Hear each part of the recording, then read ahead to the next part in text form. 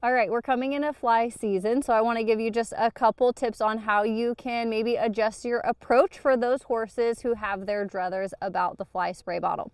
So the first thing I like to do for a horse that has their apprehension is to add water to a bottle so that I can repeatedly do the spraying action without wasting my actual fly spray solution.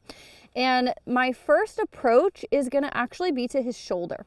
So what I'm going to do is see if I can set myself up. You can see he's already a bit suspicious of it, but I'm going to try to set myself up where I'm holding the bottle, and my goal is to get to his shoulder and just rub him with the back of my hand, okay? So I'm just slowly building his exposure to the bottle, and I'm just going to rub, okay?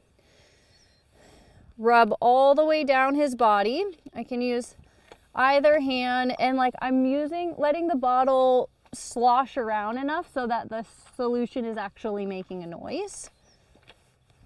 But there's a rhythmic motion component to it.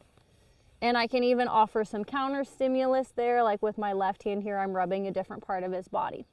I'd want to start out doing that on both sides. And my objective is just to rub him with the back of my hand, okay? Don't worry, we are going to get to spraying this horse. But if you can take just a little bit of time with the introduction process, I promise it will go faster in the long run. So now that I've gotten to do that on both sides, I'm gonna up the ante and now actually add the spray.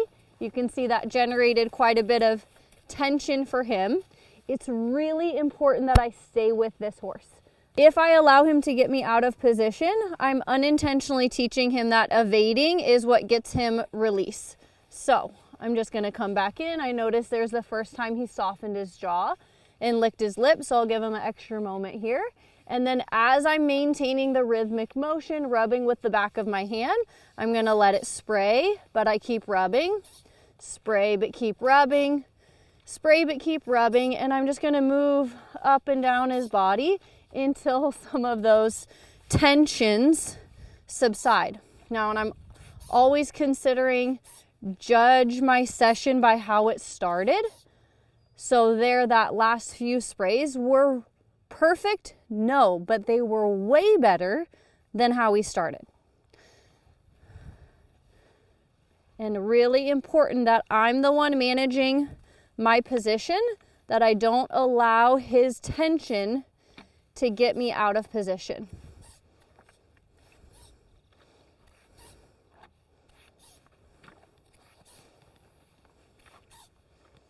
Try to stay with it until there's a softening, a change of thought, an improvement. That feels better. So again, this is just water, so I'm not wasting my actual fly spray, and it just eliminates the need to rush, right? I can go through this whole bottle over a few days.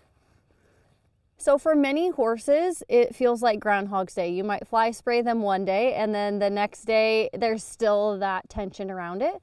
So try to make this your process, that every time you go to introduce it, even if you fly sprayed him the day before, just start off by rubbing at that shoulder. It puts a nice neutralizer in there before you start spraying.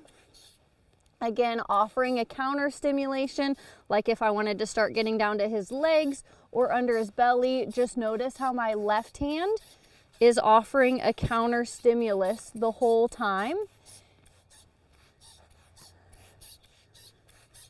to help him accept the actual action of the fly spray bottle. I hope this helps give you just a little adjustment in your approach so that fly spraying can have less tension this season.